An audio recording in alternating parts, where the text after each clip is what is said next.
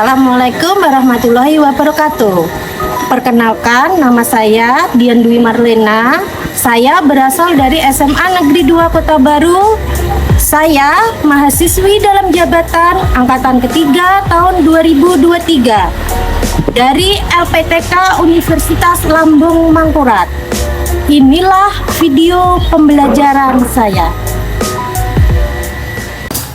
Berdiri. Ucapkan salam. Assalamualaikum warahmatullahi wabarakatuh. Waalaikumsalam warahmatullahi wabarakatuh. Silakan duduk anak-anak. Apa kabar anak-anak? Baik. Sebelum pembelajaran dimulai, mari kita berdoa dipimpin oleh ketua kelas. Sebelum belajar, marilah kita berdoa menurut agama dan kepercayaan masing-masing. Berdoa dimulai.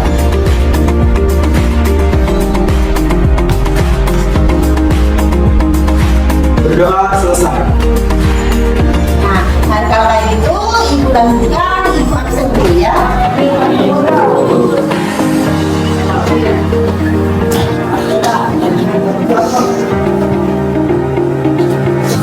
Siapa yang kami hadir hari ini? Ibu Andi, kemana? sakit Sakit, terus? Nanti Bu, nanti. Andi kemana? Nggak ada keterangan Bu. Nah, siapa bestinya? Nah, kemana Billy? Nanti Billy lagi ya. Ibu. Kalau tidur di kos-kosan, kalau selamanya nanti tidur malah oh. Terus siapa lagi? Sudah. Davin ada. Ibu. Jenny, Ibu. Natasha. Ya, kita akan mulai pembelajaran kita hari ini. Pembelajaran kita hari ini adalah permintaan dan penawaran. Sebelum ibu mulai materinya, ibu mau mengulang materi yang kemarin. Pelaku ekonomi itu siapa saja? Siapa yang masih ingat? Ya, pakai apa? Ya, ya. pemerintah dan masyarakat Pak Menteri. Iya. Ada produsen, ada konsumen, ada rumah tangga, pemerintah, masyarakat luar negeri. Nah, itu pelaku ekonomi. Kegiatannya produsen itu apa aja? Ya, mengolah barang, menghasilkan barang. Terus kalau yang menyalurkan itu siapa? Istri. Terus lagi faktor penghambat pendistribusian barang itu sampai ke konsumen itu apa sih alasannya penyebabnya? Pasar, produsen, sama Yang menghambat itu sampai ke kalian transportasi. Contohnya transportasi di tempat kita di Kota Baru yang terdiri dari pulau-pulau kecil, sedangkan barangnya datang dari kota itu datangnya langsung ke pusat kotanya, kota barunya, kotanya. Sedangkan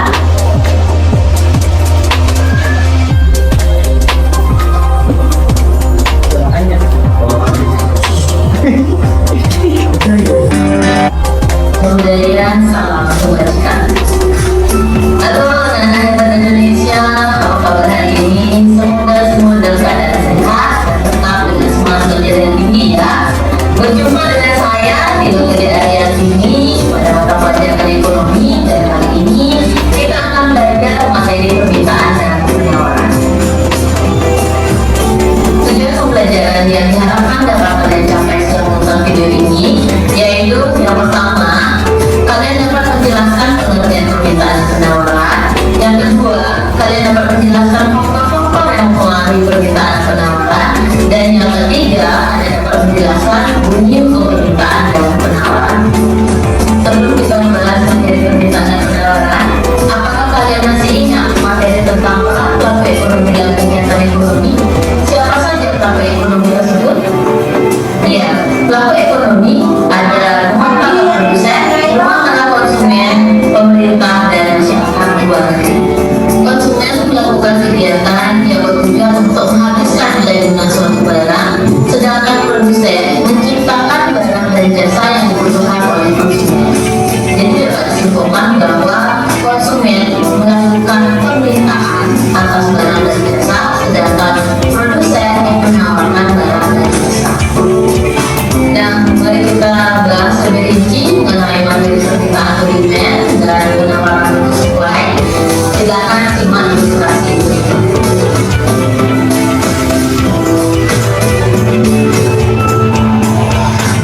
Anggap saja Anda adalah seorang penjual jeruk dengan harga Rp60 per kilogram. Ternyata banyak konsumen yang datang membeli Anda hingga Anda kehabisan stok dan mendapatkan keuntungan yang cukup banyak. Kemudian harga jeruk naik menjadi Rp8.000 per kilogram. Nah, sekarang Anda punya ide untuk menambah jumlah stok jeruk di toko Anda dengan tujuan mendapatkan keuntungan yang lebih banyak. Ternyata lagi-lagi banyak konsumen yang datang membeli jeruk Anda hingga stok jeruk Anda habis dan keuntungan yang Anda peroleh semakin banyak. Dari ilustrasi tadi dapat dijelaskan bahwa permintaan adalah jumlah barang yang diminta oleh konsumen pada berbagai tingkat harga dan ruang tertentu, sedangkan penawaran adalah jumlah barang yang ditawarkan oleh produsen pada tingkat harga dan ruang tertentu. Untuk faktor-faktor suatu permintaan penawaran, mari kita bahas satu-satu. Faktor-faktor yang mempengaruhi permintaan. Yang pertama, harga barang sendiri. Apabila harga barang semakin murah, maka permintaan akan barang tersebut semakin banyak, dan begitu juga sebaliknya. Faktor kedua yaitu harga barang lain yang terkait. Barang terkait di sini ada barang substitusi, yang mana fungsinya bisa saling menggantikan. Jika harga suatu barang naik, maka permintaan akan barang substitusinya akan bertambah, dan sebaliknya, jika harga barang turun, maka permintaan akan barang substitusinya berkurang. Kita ambil contoh seperti cabai dan saus. Ya, ketika harga cabai naik, maka jumlah permintaan terhadap saus sambal akan meningkat.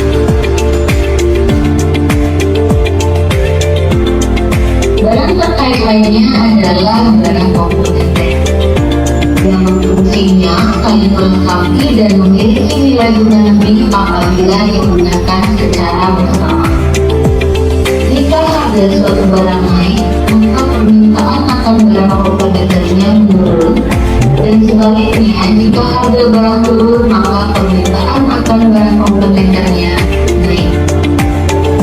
Kita contoh kopi dan gula bagi orang yang suka minum kopi.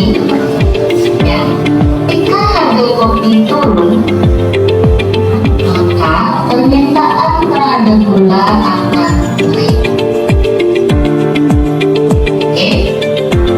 Faktor yang ketiga yaitu tingkat pendapatan konsumen. Semakin tinggi pendapatan konsumen, maka permintaan terhadap suatu barang akan meningkat.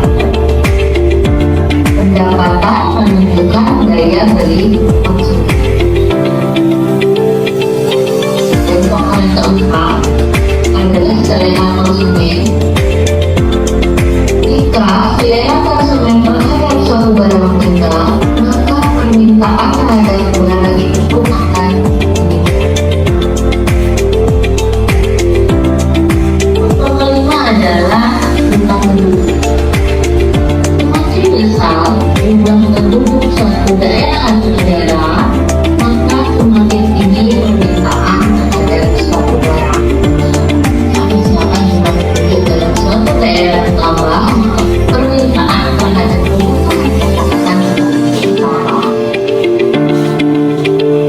Dan faktor yang terakhir adalah prediksi konsumen tentang kondisi pada masa mendatang.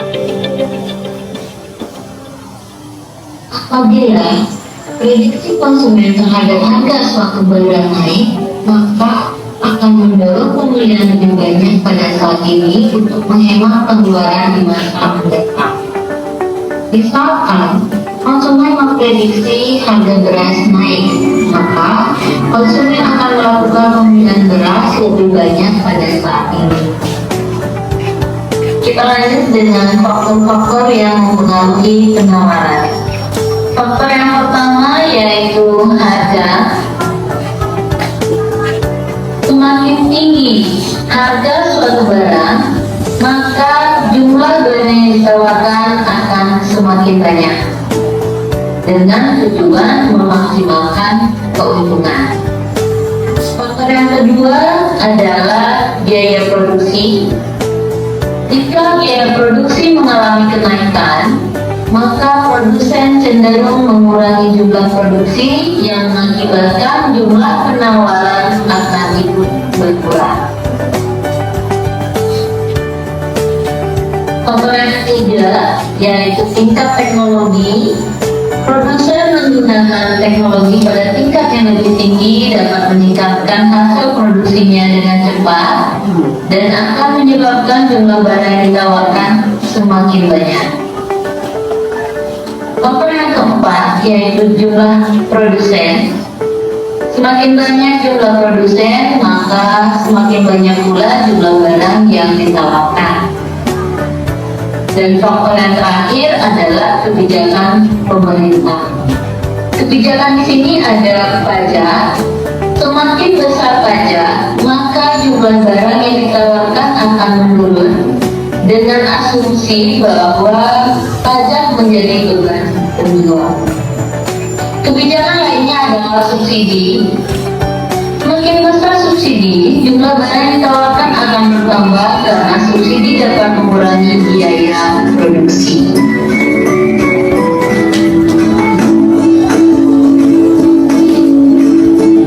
Bunyi hukum permintaan. Semakin rendah harga suatu barang, maka semakin banyak permintaan terhadap barang tersebut. Sebaliknya, semakin tinggi harga suatu barang, maka semakin sedikit permintaan terhadap barang tersebut. Lebih jelasnya, mari kita lihat ilustrasi berikut.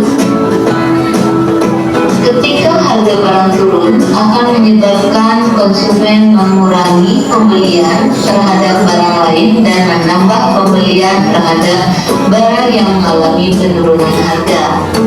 Namun, ketika harga naik, permintaan terhadap barang tersebut akan berkurang karena konsumen akan mencari barang lain yang dapat digunakan sebagai pengganti barang yang mengalami kenaikan harga.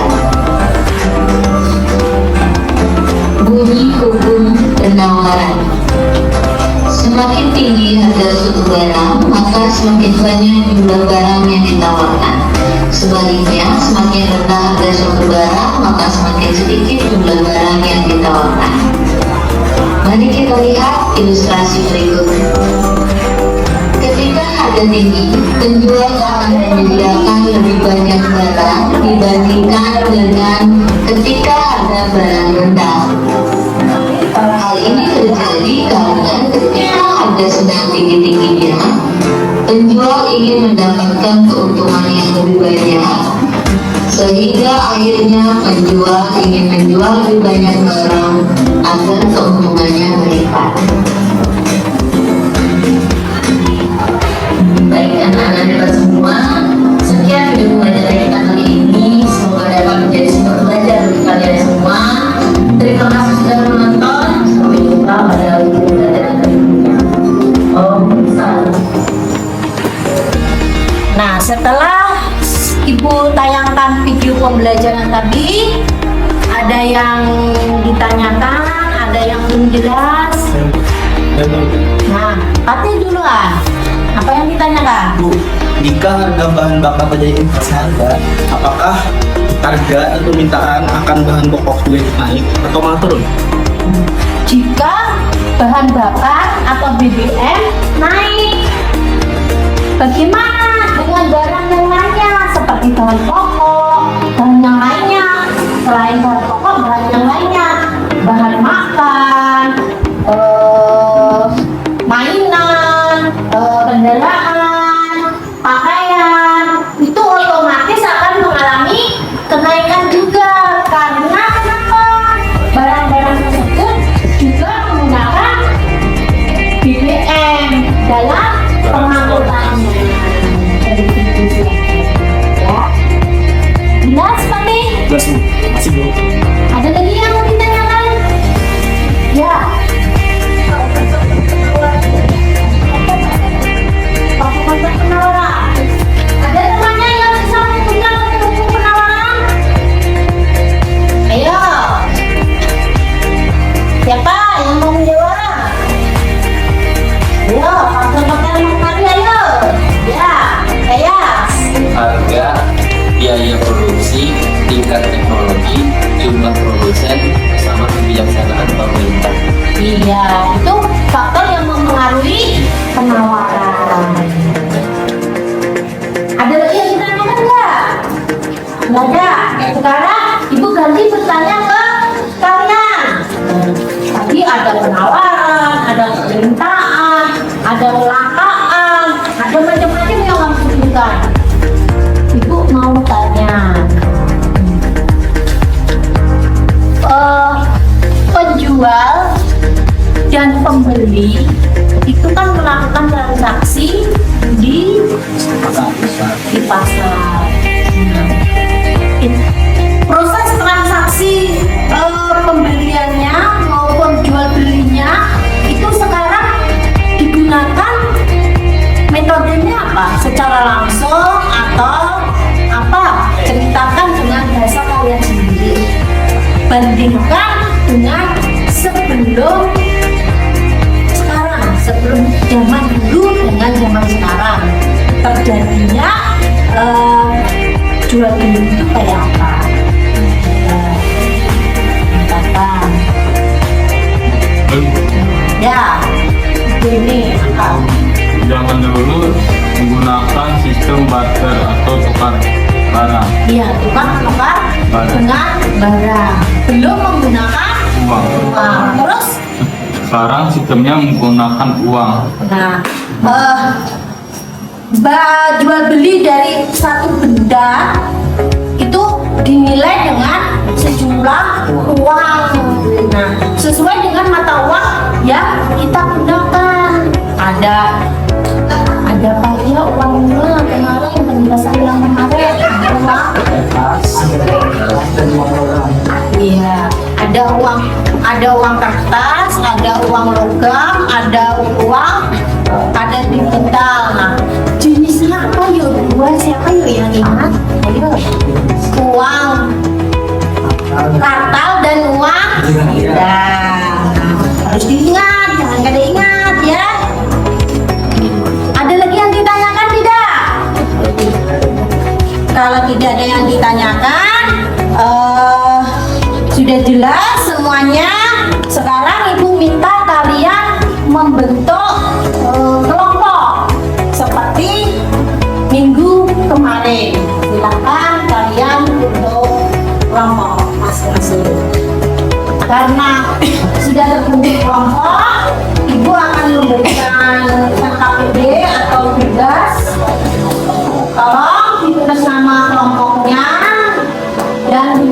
jawabannya. Kalau udah jelas, kalau belum paham urusannya ibu, kalian boleh menggunakan HP kalian untuk membantu kalian mencari jawabannya, ya.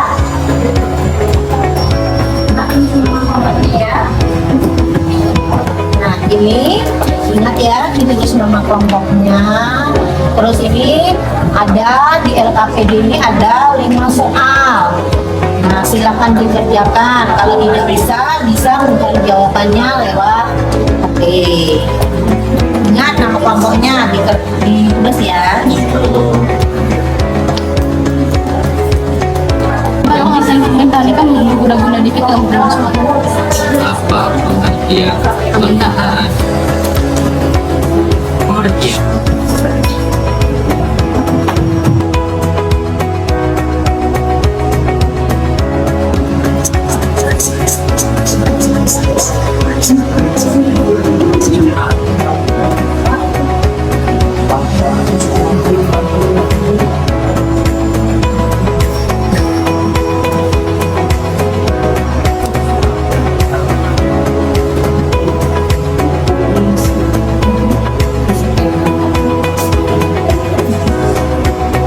Nah, kalau hukum penawaran, ketika harga barang naik, maka jumlah barang yang ditawarkan akan semakin tinggi. Sebaliknya, ketika harga turun, maka jumlah barang yang ditawarkan akan semakin turun. Artinya dia sama dengan barang yang ditawarkan dan harga barangnya. Kalau permintaan itu sebaliknya, ketika harga barang naik, maka jumlah permintaan barangnya akan semakin turun. Dan ketika harga barang turun, maka jumlah permintaannya akan semakin naik. Begitu, artinya berbanding terbalik. Sudah ada yang selesai? Kelompok siapa? Satu lagi. Nah, 5 menit lagi ya. Nanti habis 5 menit kalian diskusikan ke depan. Perwakilan kelompoknya masing-masing ya. Sudah selesai dikerjakan semuanya? Sudah. Nah, kalau sudah, silakan kamu presentasikan ke depan perwakilan kelompok 2. Oke, silakan ke depan ini.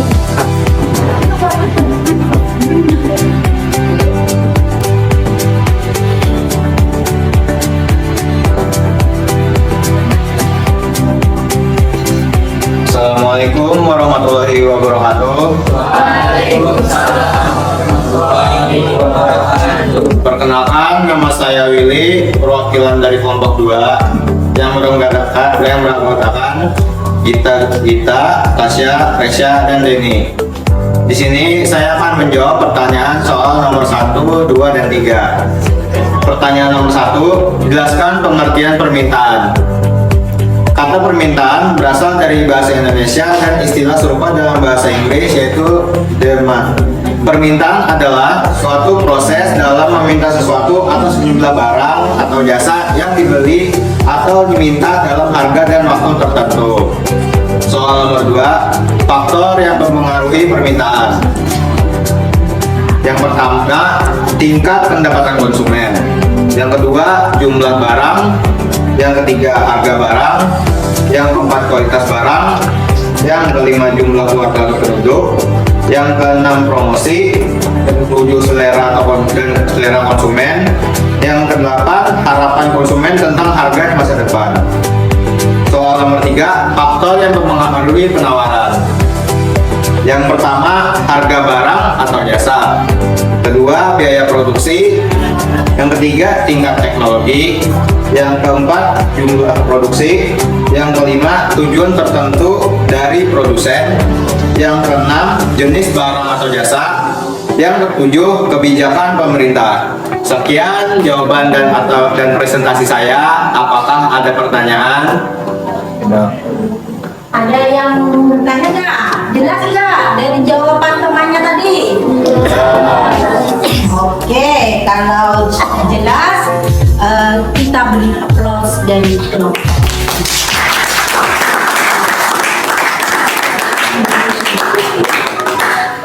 Dilanjutkan dengan kelompok 3. Silakan perwakilannya maju.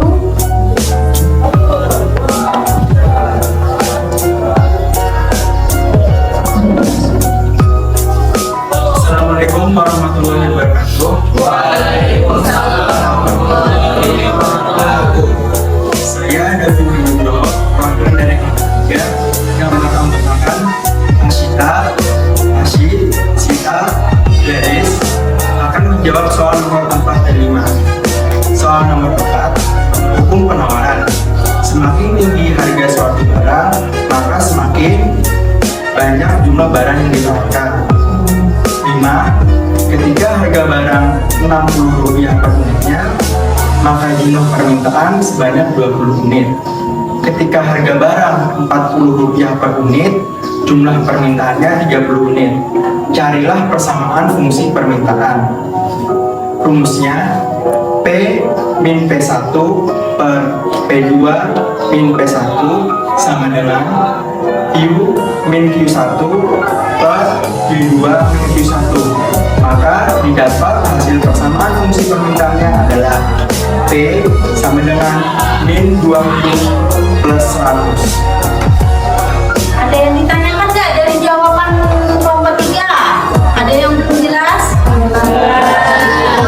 Tadi rumusnya P min P1 dibagi P2 min P1 sama dengan Q min Q1 dibagi Q2 min Q1, itu tinggal kamu masukkan berapa angkanya. Jadi didapatlah persamaannya P min 2Q plus 100. Jelas? Ada yang ditanyakan? Tidak ada, silakan kembali. Temannya beri aplaus untuk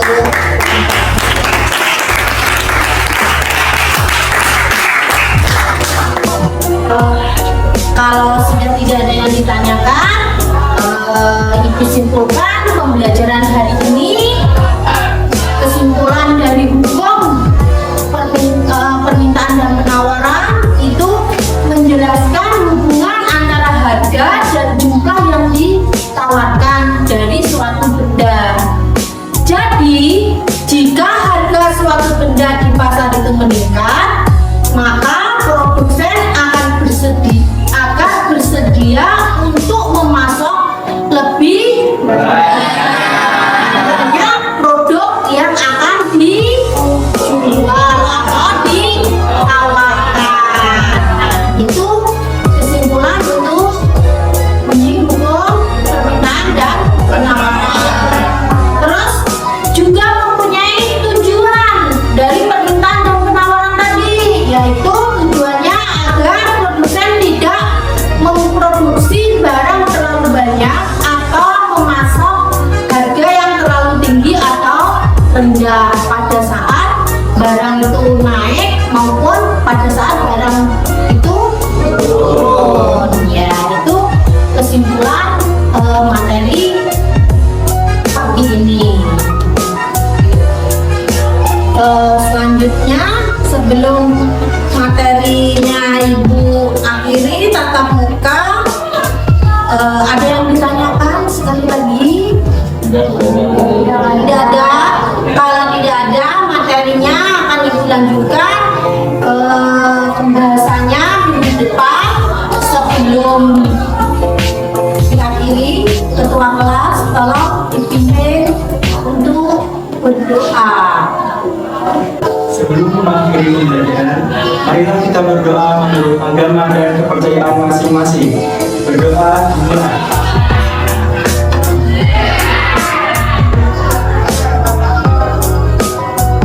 Berdoa selesai.